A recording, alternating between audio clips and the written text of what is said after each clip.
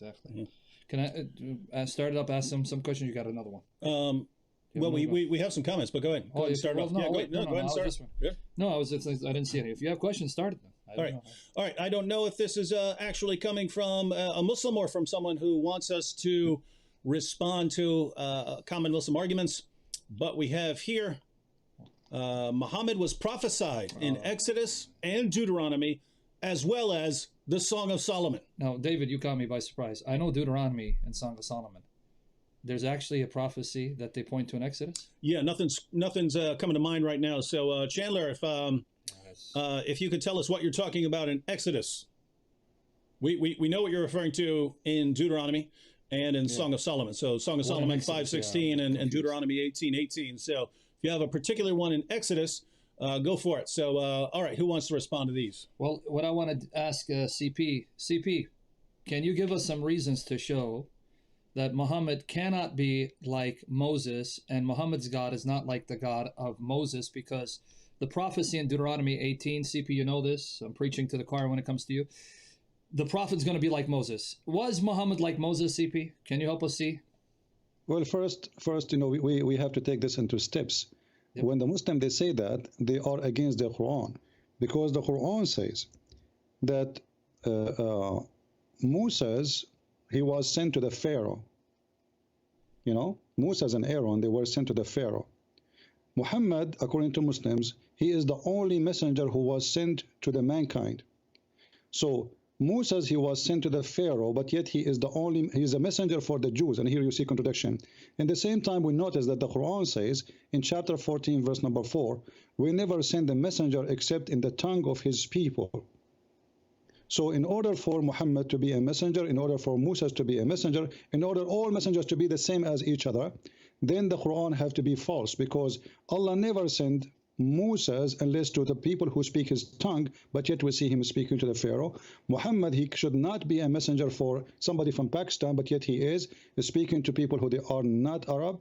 In the same time, when the Muslim, they say that Muhammad is the same as Moses, in which way? The Quran says that in chapter 61, verse number 6, it says, وَإِذْ قَالَ عِيسَى ابْنُ مَرْيَمْ يَا بَنِي إِسْرَائِيلِ إِنِّي رَسُولٌ إِلَيْكُمْ مُصَدِّقًا لِمَا etc. And then he says, there's a messenger will come after me, his name is Ahmad. His name is Ahmad. All right? So when the Muslims, they say that Moses is the same as Muhammad, do they mean that he will come to the Jews?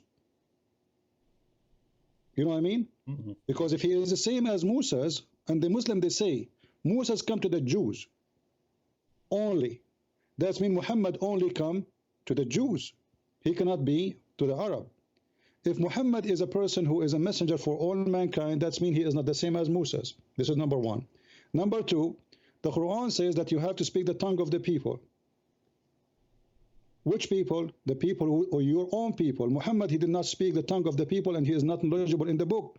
The Quran confirmed that Muhammad, he have no knowledge in the book, in the gospel, in the Torah, and even in the book of Ibrahim, as they claim. Moses is a person who he have a lot of knowledge, and he cannot be the same as Muhammad. Additional to that, Moses have miracles. Where is the miracles of Muhammad? Zero. Moses, as example, God, he split the sea for him. The God of Islam did not even split a watermelon for Muhammad. Mm-hmm. So how it can be the same, So when a Muslim, he say they are the same, they try to say, well, this guy, he went through a tough time, and this person go through everybody, I went through a tough time too, all of us, I've been in war. So does that mean I'm a prophet? Anyone can claim to be a prophet, and if we try to create similarity, all of us, we are son of Adams, and we have many ways of being similar, So it's a very silly argument to say that. But I would like you, Sam, to ask the Muslims, those who say they are the same, I want them to tell us how, so we can get how busted. I'm waiting for the Muslim to say how they are similars. So if you can give me some of what they say, so we can laugh together. Now, CP, another thing. One of the things that set apart Moses is that God himself came down in a pillar of cloud, showed himself in a pillar of cloud to Israel, and then Moses entered the cloud and saw the form of God. That's what Numbers 12, 6-8 says, saw the form of God, and God spoke to him directly. Now, if Muhammad is like Moses, CP, did Allah ever show up in Mecca and appear in a Allah never, way? according to Muhammad, according to all Muslims, Allah did not speak to Muhammad. Muhammad never saw his Lord. And Muhammad always received all his revelation by a guy, his name is Jibreel. And who did he look like? Jibreel looked like who? Like Dahi al-Kalbi, who is a very handsome boy, a handsome man in Quraysh. And here we need to ask ourselves, why did Jibreel did not come to Moses, as long Moses and Muhammad are the same?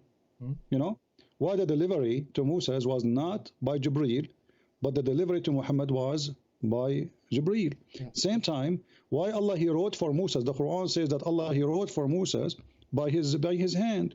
You know, he read the tablet. So Allah wrote for Moses by his hand, but Allah he wrote nothing for Muhammad. Even the Quran was collected not by Muhammad, was collected by someone who came after Muhammad. His name is Uthman.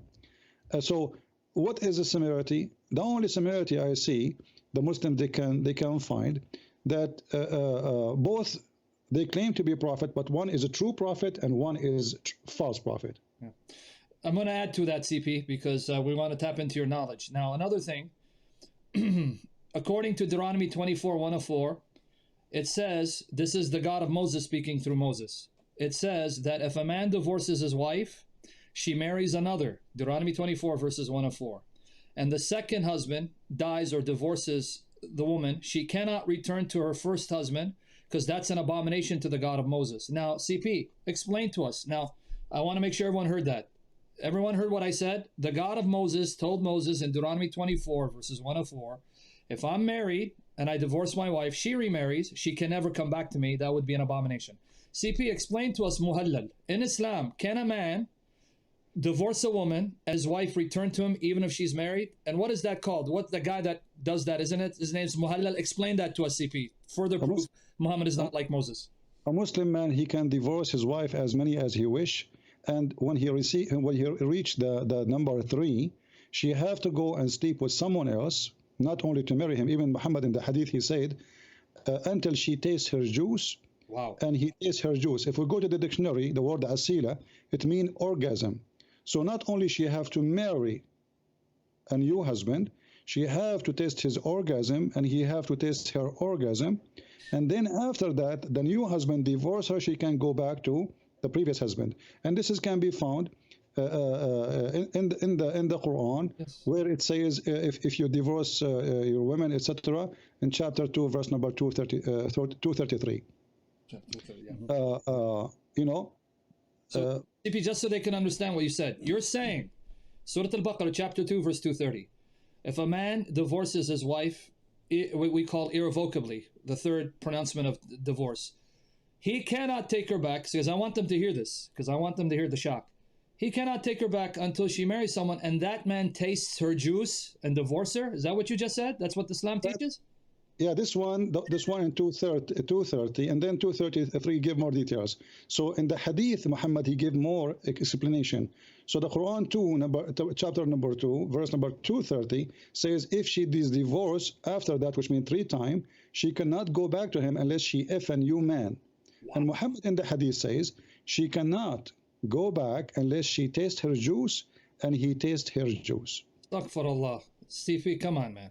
I thought Islam, the Quran is beautiful. It's, you know, it's poetic. Why you talk like this? Yeah. Well, I am not the one saying that. This is what the Quran is saying. Oh, you know, this is what the Quran. And this the Quran says it 3 times. And here we need to ask why 3 times. I mean, what about 4 times? Again, the Trinity appear in Islam. Everything about in the Trinity. Mary, she have to fast 3 days from talking. Zachariah have to fast 3 days from talking. You divorce your wife 3 times, and then she can't get back to you unless she goes sleep with someone else. And then Muhammad, he fasts for 3 days. I mean, everything is at 3 times. Even if you go to the bathroom, you have to shake your private part 3 times. Astaghfirullah Rabbil Alameen. So I guess you guys got enough information proving Muhammad is not like Moses. You can add a final detail. In Exodus 4:22-23, it says that Israel is the firstborn son of God.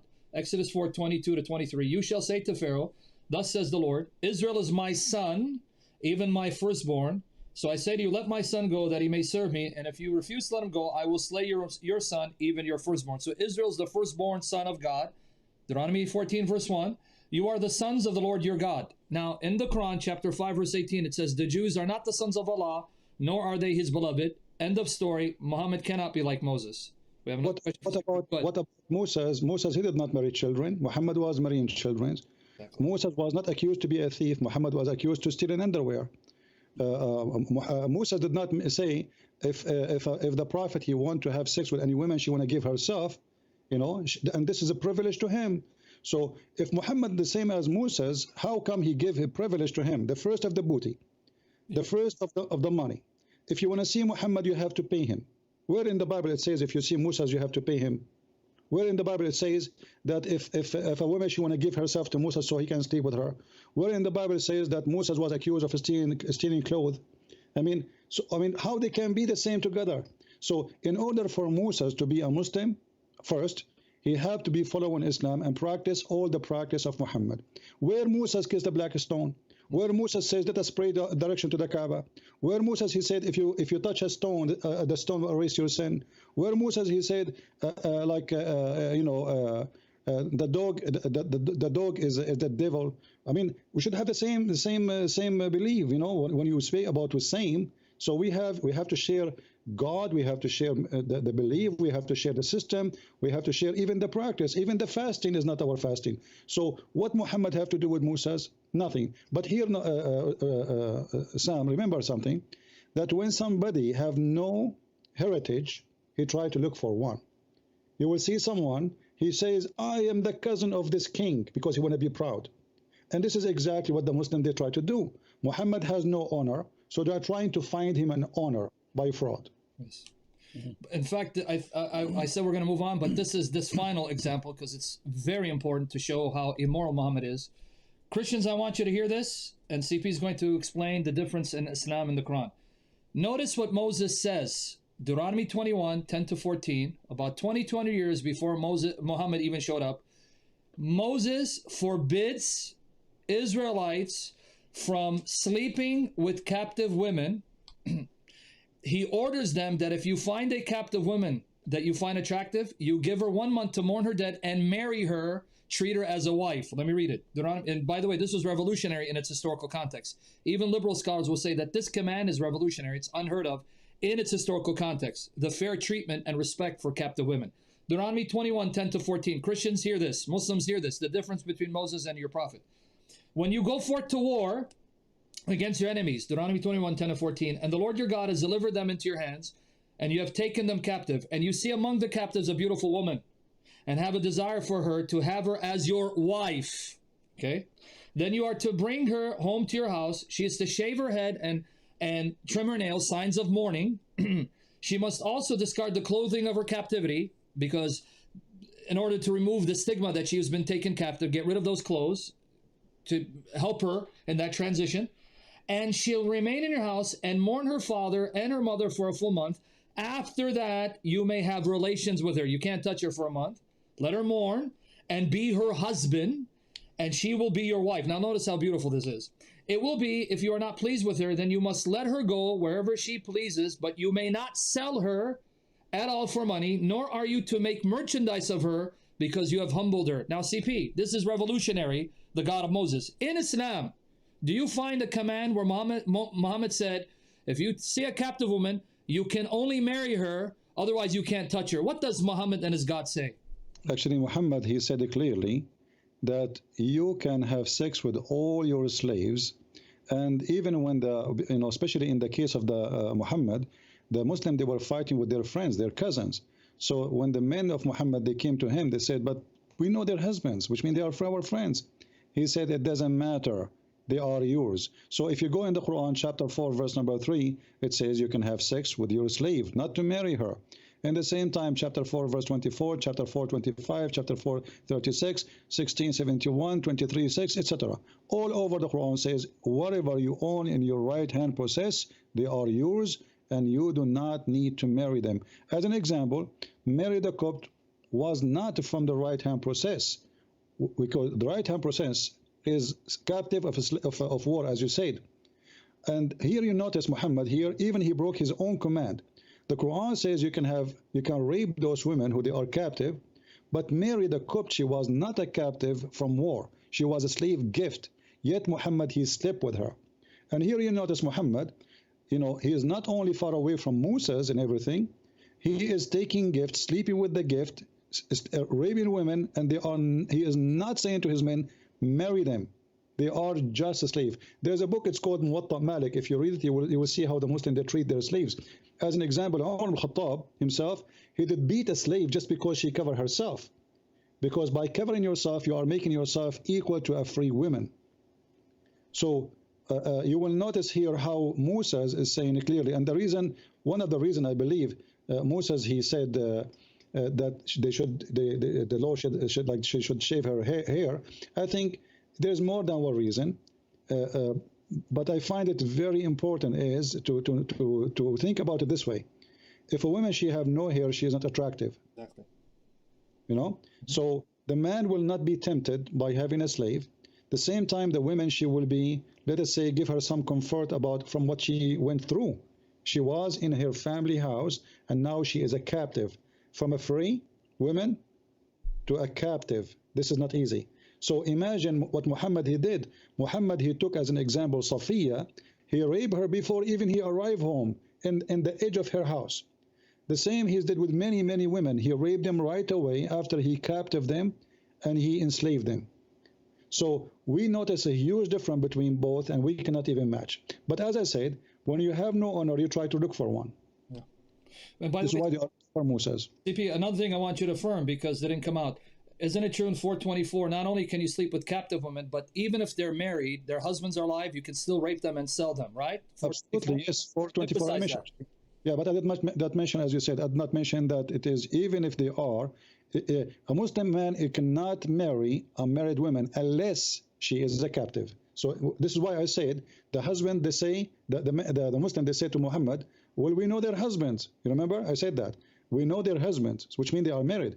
So Muhammad, he said, so what? They are yours. So this is what the verse is saying. Even if they are married, you can take them. Yes, exactly. Sorry, you did say that. I just wanted it to come out clear because I want them to see how filthy this religion is. But what else we have? I just wanted to add one point that would apply to sort of any prophecies that Muslims are want to pull out of the Bible. Because Deuteronomy was mentioned. I just wanted to quote Deuteronomy chapter 18, verse 20. But the prophet who presumes to speak a word in my name that I have not commanded him to speak, or who speaks in the name of other gods, that same prophet shall die. Notice Moses right here in the same chapter, just 2 verses after the prophecy that is supposedly about Muhammad, just 2 verses later, we are told a prophet who meets either one of 2 criteria has to be a false prophet, and he would have been put to death. 1, if he speaks in the names of other gods, or 2, if he delivers a revelation that didn't come from God. He claims it's from God, but it didn't actually come from God, and it could be verified that his revelation didn't come from God. That prophet would have to die. Why is this relevant? Well, Muhammad, in the History of At-Tabari, Volume 6, page 111, said, and I quote, I have fabricated things against God and have imputed to him words which he has not spoken. Let me read it again. I have fabricated things against God and have imputed to him words which he has not spoken.